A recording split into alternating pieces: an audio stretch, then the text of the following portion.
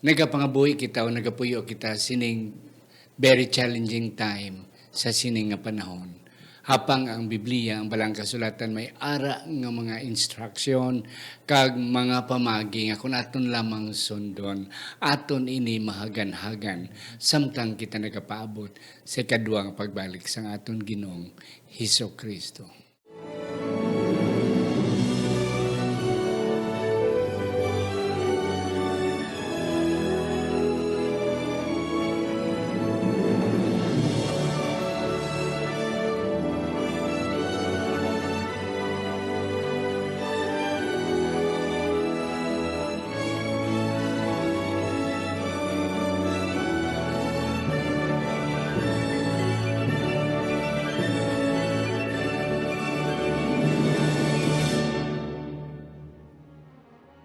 Ang pagtuon subong, ang simanal nga pag-usisa, pagtalakay, pag-review, o kon pagtuon sa aton nga leksyon sa eskwela sa Batika. Kaginig na dala sa inyo sa Media Ministry Department sa aton iglesia diri sa Central Philippine Adventist College, diri sa Alegria, Murcia, Negros Occidental, Philippines. Ini isa ka hiligaynon o kung Ilonggo nga version sa aton weekly Sabbath School lesson. Kabay pa nga ang Diyos magaupod sa aton. Ako si Pastor Luisito Tomado, ang inyong host sa sining nga programa, ang Pagtuon Subong. Ari ang akong duwa ka mga upod, mga kauturan, ang aton mga guest nga magaupod sa aton pagtuon sa aton nga leksyon. Ang akong unay pakilala sa inyo, originally from Magallanes, Cavite, apang siya subong ari diri nagatudlo sa CPAC. Siya ang aton nga head o kon program coordinator sa aton kurso diri Bachelor of Music, BM, mga kauturan. Tagalog siya, but he will try to discuss with us, mga kauturan, sa Ilonggo. Si Sir Winner Silvestre, mga kauturan. Sir Winner, mayong hapon sa imo. Maayong hawon, Pastor. Salamat sa pag-imbitar sa akon. Yeah. And that's correct. Yes. Ay, ikaw doon ako nga pakilala sa inyo. Originally from Dumaguete, Negros Oriental. Apang diri na siya mga kauturan. Kay subong isa siya sa aton mga professors sa School of Theology. Kag at the same time, siya ang aton nga dean sa Boys Dormitory, mga kauturan diri sa CPAC o kung Men's Dormitory. Wala sa iban si Sir Jared Makalipay. Sir, mayong adlaw sa imo. Mayong adlaw, Pastor. Mayong adlaw man sa tanan nga mga nagatanaw, mga viewers subong nga aga. Yes. Sir Jared, Sir Winner, salamat nga inyo ginaccept ini nga invitation. We are now on lesson 11, managing in tough times. Kung paano natin ma-handle, paano natin makaptan ining mga challenging, mga kalanguyos nga mga panahon karon nga mga dagon. Hapang sa hindi pa, aton anay itamyawon ining aton nga mga sponsors nga dako gid ang aton pasalamatan sa ila.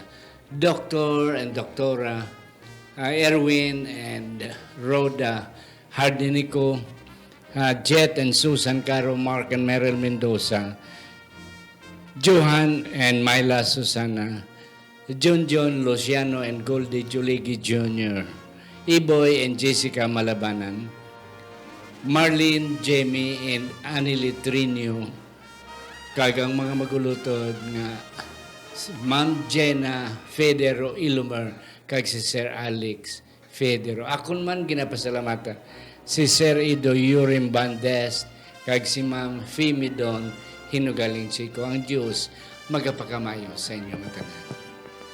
Hindi pa magbasa si Sir Winner sa aton sadsaran nga teksto, akon anay pangabayon kamo sa pagduko sa aton mga ulo. Sa siningatiyon Ginoo, yari kami nagapalapit sa imo.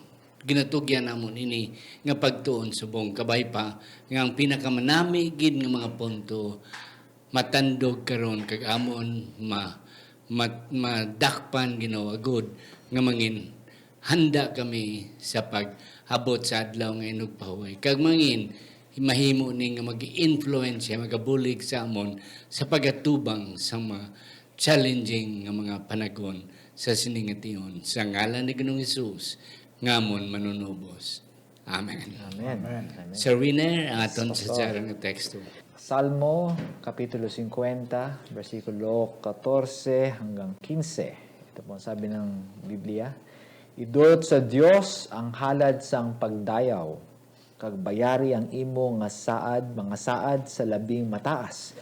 Kag panawag ka sa akon sa adlaw sang kalisdanan. Luwason ko ikaw, kag ikaw magahimaya sa akon. Yes, thank you, Gid, Sir Winner, kanami sa atong leksyon saad sang Ginoo kung paano naton matubang ang mga malisod ka mabudlay nga mga panahon subong. Okay, Sir Winner, si Jared. Ang kalibutan subong, grabe, puno. Kamatayon, ang bloodshed, ang crime, immorality, natural disasters, pandemic, economic uncertainty, bisan pa ang mga political corruption. Anywhere you go, makita gid na. Yet, ang atong leksyon, pinagi sa Biblia, naghatag sa aton sang mga pamagi, how we will be able to meet them. Nga hindi kita mataman. Yes, sir, ano imo na sapwan diri nga mga pamagi nga aton mahimo for us to enjoy still while waiting for your Jesus' second coming. Oh, thank you, Pastor. Taho mga itong leksyon subong Yes. semana. Because nagadumdum sa aton mga hilimuon. Sa atong padayon panglakaton dira kay Kristo. Yeah. And aton maintindihan diri nga budlay kung ara kita sa sitwasyon. Yeah. We can just picture out ang nahitabo sa aton during pandemic. And sa atong lesson gin-mention dira nga there will time may ara panahon pinaka-worst siguro Sobra pa gid eh. nga ang isa ka butang nga hindi kita kabakal kag hindi min kita kabaligya. So amo na siya, and ang atong leksyon nagahatag sa aton sang mensahe on what to do. Yeah. Ang una nga naton dapat ma-consider nga aton mapamangkot sa atong self, who will defend us in tough times. Yes. Aton man isa ma-consider nga who could we trust Yes. during these challenging Yes. times. And ang isa pa pamangkuton nga atong pwede pamangkot sa atong mga self, no, what could we keep during these trying times. Amen. And another question nga ato pwede nato mapamangkot sa atong self, what will be our priorities Yes. during this Amen. times. And that's it. That's it. Sir Winner, do you have some insight sa atong introduction? Yeah, mahirap po talagang buhay. Mahirap. Pero ang natutuwa po ako sa introduction po is, nakalagay po sa Matthew 6:32, na alam ng ating Ama na kailangan natin yung mga bagay na yung nadadama natin na kailangan natin, alam ng Ama yun. At syempre, bilang Diyos na nagpo-provide, willing siya na ibigay yun. So, natutuwa din po ako na hindi tayo pinabayaan ng Panginoon na lumangoy-langoy lang dyan sa kahirapan. Meron siya talagang, sabi nga dito sa leksyon, concrete steps na pwede nating gawin. Yes. So, hindi ka lalangoy-langoy na, anong gagawin? May steps na gagawin at yun ay maliwanag sa sikat ng araw na nasa Bible, na Yes. mapag-usapan po natin ngayong Yeah. Gusto ko, Sir Winner, na imong punto nga, ang Ginoo may ara steps for us to take. Yeah. In order for us to face this challenging time. Kaya hindi na ito ni malikawan, sir. Sir, sa ato nga Sunday election, ako niniging tawag nga Josaphat principle of meeting tough time or challenging time. Ano ni Sir Jared? Si Josaphat. Can you give us a background of this Josaphat principle? Yes, Pastor. Si Jehoshaphat ato nakita ang iyang life story diri nga he was once a king of Judah, of Israel. And ato nakita man nga being a king wala problema si Jehoshaphat because in terms of riches may ara man siya. Yeah. Oh. In terms of power may ara po siya. Yeah. So ato makita nga duway problema ba? Pero there was a great crisis sa iyang ginharian, sa iyang panahon. Yeah. And that crisis is mas labaw pa sa iyang mga manggad, and that is his enemies. Yes. Enemies. Ginpakita diri sa atong leksyon nga despite of the riches, kung imong itotal daw riches kag ang power ni Jehoshaphat, it could not compare, hindi makumpara sa iyang kaaway, sa iyang trouble kag sa iya nga challenges. Yeah, ginatubang. But one thing good sa experience diri ni Josaphat, he does not or hindi siya take refuge or confidence sa iyang mga manggad, sa iyang mga soldiers, number of soldiers, but he trusted his God. Amen. Yes. Sir Winner, what can you tell us some more about Josaphat Yeah. principle of meeting tough times? Katulad po ng sabi ni Sir Jared, si Jehoshaphat, hindi siya pabaya na king eh. So, magaling siya mag-strategize and things like that. Pero, yung may darating talaga sa buhay mo na talagang unexpected na mga crisis. At kung bababasa natin sa 2 Chronicles 20 verse 12, Yep. ang kanyang assessment after all the intelligences ng military niya, sabi niya, we don't know what to do. Yeah, we cannot. Wala kaming gagawin. The only thing that we can do is to what? Yun. To have our eyes upon you. Yeah. So makita po natin dito yung principle ni Jehoshaphat na yung sabi ni Sir Jared, yung confidence niya hindi doon sa kanyang resources, hindi sa kanyang military intelligence and everything, kundi yung trust niya talaga doon sa Diyos na magbibigay sa kanya ng victory. Yes. Ay, mga kauturan, and that's correct. Si Josaphat, mga kauturan, silang ni Sir Jared, may pwede, okay, pwede siya makakuan, pero nakita yang bisan pwede siya, kuan gyapon, ano gyapon, daw dihado gyapon. Limited gyapon. Limited gyapon. So, wala na siya sa mahimo. The only way for him to save his people in his kingdom is ang pagsalig niya sa Ginoo. Kag Sir Jared and Sir Winner, sa unang panahon manggod, ang war, it is not between countries, kingdoms in kingdoms. It is between gods. Sino ang God sa nga country? Sino ang God sa nga nation? Sino ang God sa nga kingdom? Amo na ang ilang concept.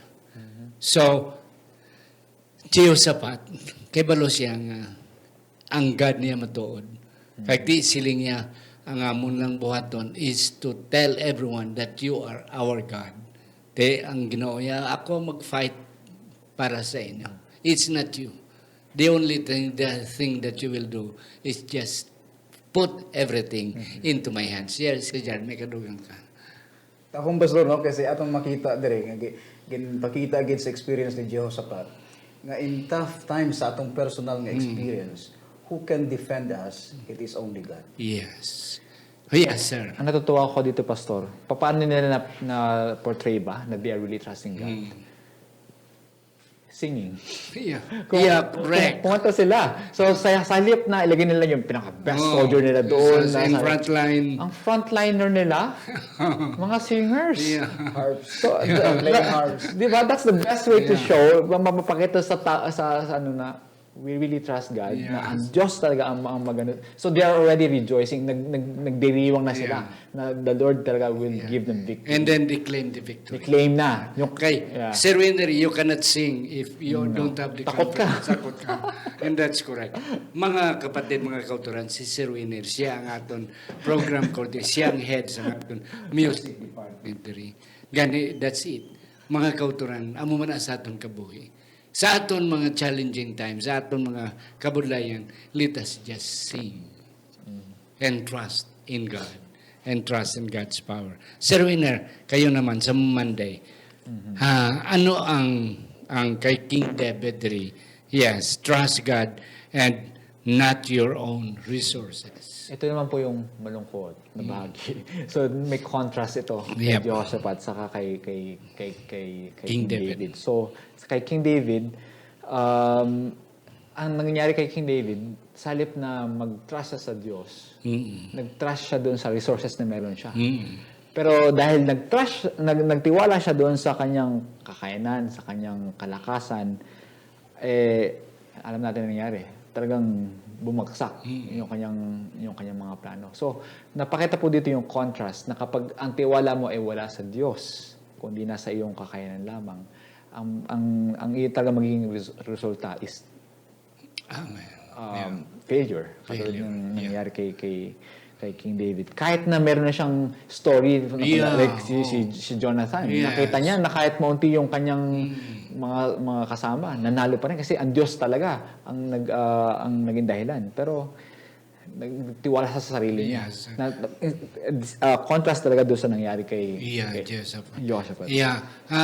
Sa bagay, Sir Jared and Sir Winner, si King David ay naka-experience siya ng kuhan. Din. At the beginning, di ba? Yeah. Ginpatay si Goliath, despite na bata pa siya. Okay, Ibang tribes dako ang ano ni. He could have continued that kind of trust. Pero may tendency mong kita. Nga, kung the more na gani nga nagasaka na kita, nga nagasaka sa aton level sa aton pangabuhi, sa aton kaugalingon, kung isa ka matamat na dula ang aton pagsalig sa Ginoo, hindi ka matamat na baylo sa diri na sa aton.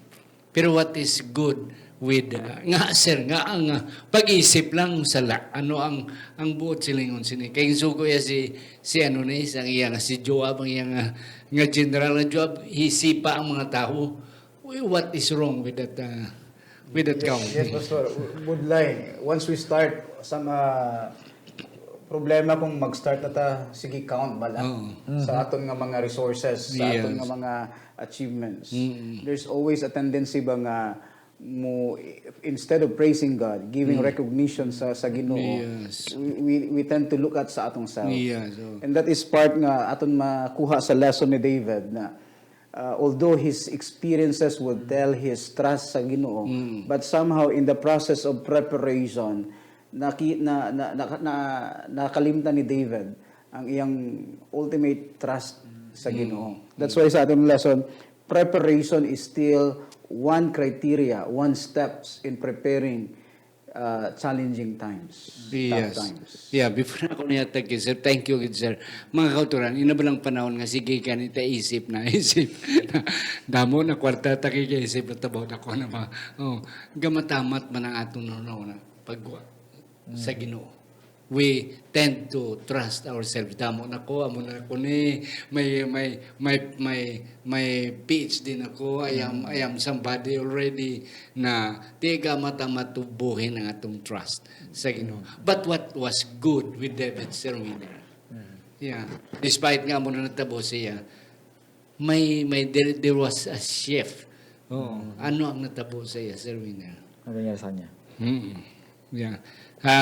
Si David, despite nga mo itong natabo sa iya, yet, nag-change siya. And then, he repented. Yeah. He repented. He goes back to Christ. He goes back He humbled himself, and then at the end of his experience, ato nakita nga in our battle, we can only win it through God. Yeah. And that's a good illustration ng life ni David Sir Winner. Nga at the beginning, nami siya, and then at the middle, naglubos siya. But what thing good with David is that he returned to God. And ganyan din sa atin life. Amen. Yeah, we sometimes fall down. But what is good for us is that, what is good with God, He will still accept us. Yeah. Amen. Yeah. Ang sa Tuesday, Sir Jared, ari naman diri. Yeah. What kind of people we ought to be? Amon rin ako nakita nga question. Yeah, because time to simplify. What do we mean? Ang namin ni Pastor, kay ginapasabot diri sa aton nga lesson, nga in tough times, in challenging times, Yes. ang isa ka butang nga dapat himuon sang anak sang Dios is to simplify. Yeah. Simplify, ibig sabihin, isipon niya yung mga priority niya sa iya nga life. Duwa lang, either to increase or to decrease. As far as money, wealth, and material things is concerned. But ang lesson natin, ginpakita diri nga, in the end of time, in the last times, what is ideal is we have to cut down our resources. Yep. But we have to add and continue and maintain a strong relationship sa Ginoo. Yeah. And that's correct. May duwa ako, Sir Winner, ka naibalaan nga will cause us to depart from God. Nga maluyahan kita, kung mabackslide kita. Number one is poverty. But number two is riches. Both. Kung grabe ka na gid ka pobre, grabe ka na kaimol, may tendency ka nga ma-lost nimo ang trust nimo sa Ginoo. Ma-question ka. Pero kung manggranon ka na gid kaayo, you lost the trust anymore. Hara na sa imong kagalingon. Sir Winner. Sir, Pastor, nakita ko po dito, as Seventh-day Adventist of all the people ba in the world, tayo po nakakaalam kung ano bang mayroon talaga sa end time. Yep. So, and we know that yung mga resources na meron tayo ngayon will be simply burnt up in the last days. So, kapag talagang, if you will act according to that belief, na those resources will be, yung hawak mo ngayong resources, you know, may bahay ka, may kotse ka, meron kang education. Kung alam mo na masisira din yun at the end of the day, so that will give you best answer kung ano bang dapat mong gawin sa mga bagay na yun. So the only answer is gamitin mo para sa katatapos ng gospel at kingdom sa marami pang malaman madala na kaluluwa sa paanan ng Panginoon. So using those assets, ngayon na hawak na meron ka pa, magamit mo siya sa ikalalago ng gawain. And that's correct. Mga kuturan ang atong leksyon nagalagay sa atong labi na gid ang balag kasulatan. Ngayon ni nga tanan nga butang hindi naton madala bisan pa sa aton lubnganan. Mga kauturan kung sobra naman. Let's give it. Share it. Kaya the more you will be happier.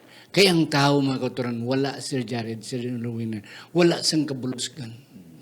Bisan damo ka na kwarta, still gaamkon ka, gapong kwarta. And that makes people greedy and that makes people unhappy. Hindi ka madipay, despite. But once you give out, share, I tell you, you will be happy. And that's the simple way of meeting tough times. Simplify.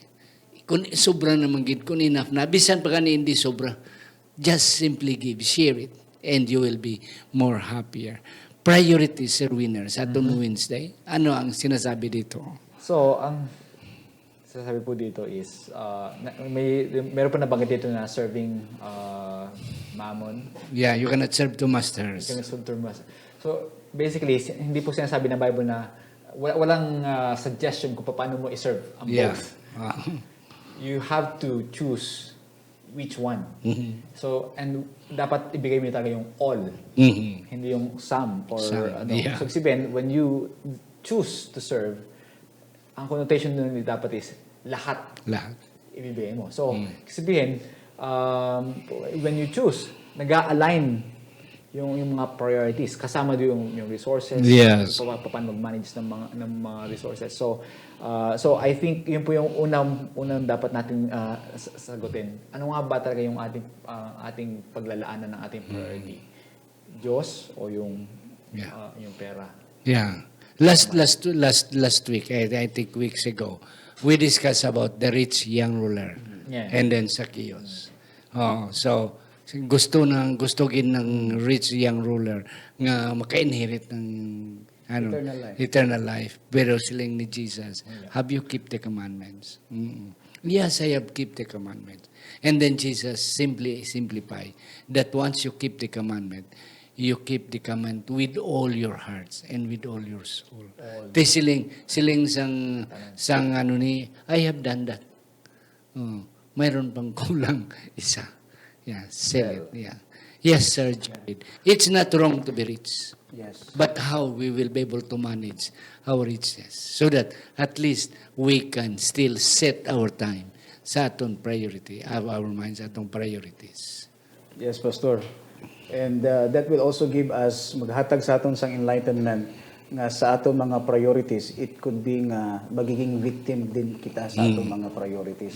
If we will not align it sa principle nga ginahatag sa aton sa Biblia. The Bible principle is dira makita sa 1 John chapter 2 verse 15. Do not love the world or the things in the world. Yep. That is one priority nga ginhatag sa aton principle. Meaning to say nga matimtar gid kita, especially sa mga position kag riches. Yep. But somehow, when we put our mind to the right perspective, especially ang counsel sa Bible, we will be guided on how we make our priorities sa atong kinabuhi. Yes. And that's it. Damo sa victimitis because of wrong priorities. life could be meaningful, but now it's very challenging. It is because of wrong choice of priorities. And I hope mga kauturan, nga ang aton priorities, priority naton, nga ginahambal sang Biblia sa aton, kabay pa, nga aton inisundon. Sir Winner, ikaw naman ako noon. Ano na yung panahon when no one can buy, when no one can sell? Mahirap po ito. Paano ba ito? Hindi ka makakabili, hindi ka... So, isipin,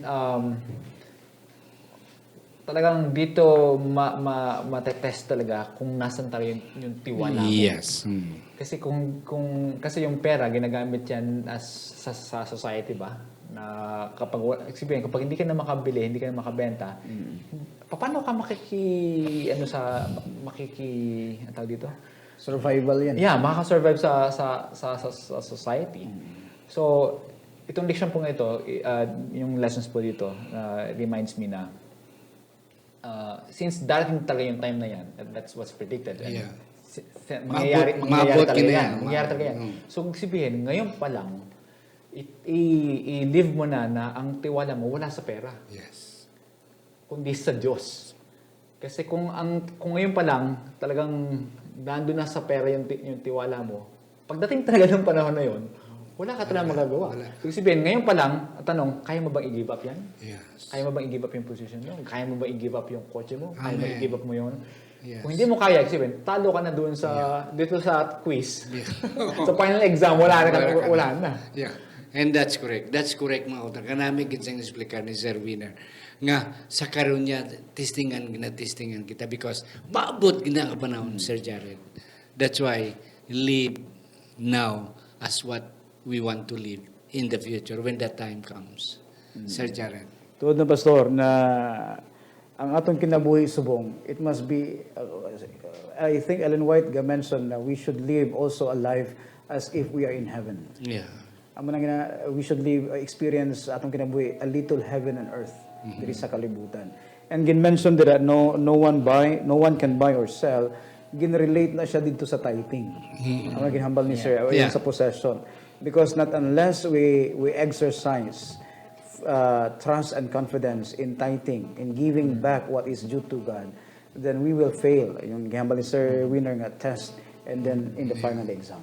Yeah. Ang akong sling award ni Sir Winner, Sir Jared, is the antidote of what we cannot buy or sell one day is tithing. Tithing. Ramunang medicine. No? Nga we have to take that medicine right now for us to get ourselves ready when the time comes. We cannot buy yourself. You have some more. So yung tithing pala taga para sa atin, no? Akala natin bibigay taga natin sa Yeah. Diyos. Pero it's really for us na sa time na yon mas maging ready ka. Yeah. Kasi naibibigay mo yung 10%. Diba? It's character development. Yes, and that's character correct. development in Yeah. trusting the Lord and preparing ourselves in the time of trouble. Amen. Kanami, Sir Jared, sang ang imong nga word, character development. Sakyan ko na siya. Mga kauturan, sa pagbalik ng Ginoo, tanan ni liwaton, we will all be changed except one, our character. So that's why we have to develop our character now. And one way of developing our characters, or our character, nga igugid nga tama sa pagbalik sa Ginoo is tithe giving. Tithe, returning of tithes and giving of offerings. Minsan nga pa sa inisip ko, what if yung sahod ko hindi kinakatas na? What if ako yung magbabayad magbibigay ng 10%? Makakaya ko kaya? Yeah. Minsan may ganun ako tanong. Yeah, and that's correct. Pero the thought na God is testing you through that means, and you need God's help and strength para talaga maging faithful ka. Yun yung sabi nga ni Sir Jared, yung magbibigay sa iyo ng security and kasiguraduhan na you will pass the test. The exam. The exam. The final exam. Wala na kami panahon mga kauturan. Kabay pa nga ang Diyos nagbulig sa aton. Kag kami nagapati nga we have shared to you the best sa atong nga leksyon. Ang leksyon 11, managing in tough times. Ako lang pangabayon si Sir Winner and si Sir Jared sa inyong last word, Sir Winner. Maikli lang po yun sa akin. In tough times, let go and let God. Amen. Kanami. Amen. Yes. Yes, Sir Jared. Sa ako naman, very short man kay Sir Winner. Ang akon lang aton ma-share subong ma-learn subong nga semana is that we need to remain faithful to God. Yes, and that's correct. Mga kauturan, hindi kita kalikay sining mga challenging time. Kay katabuin ni mo. Let's remain faithful. Let go sa aton mga just sa pareho sa kay David nga nakasala, nakatiplang, nakadalinas. But mga kauturan, balik lang kita. And God will still help us. And if we will just cling on Him, bisan anong matabo, nga mga karanguyos, nga mga panahon, sa uling minadlaw, sigurado kita, nga makapasargin ka sa pagbalik sa Ginoo. Ready kita sa pagsuporta sa iyo. Sir Jared, please close our meeting with a prayer. Shall we pray? Father in heaven, Lord, madamo gid nga salamat sa imong presensya kag sa imong wisdom nga ginhatag sa amon nga leksyon subong nga semana. We learn many things, O God. Among ginapangayo, among gina-pray nga you will continue to bless and guide us into the right direction, into the right path, so that sa amon nga panlakaton, hindi lamang amon malib ang amon nga mga natunan, but we can also become a light to others. Yes. Forgive us, O Father, from our sins, and it is our prayer that you will help us to remain faithful to you until you come. In Jesus' name, amen. Amen.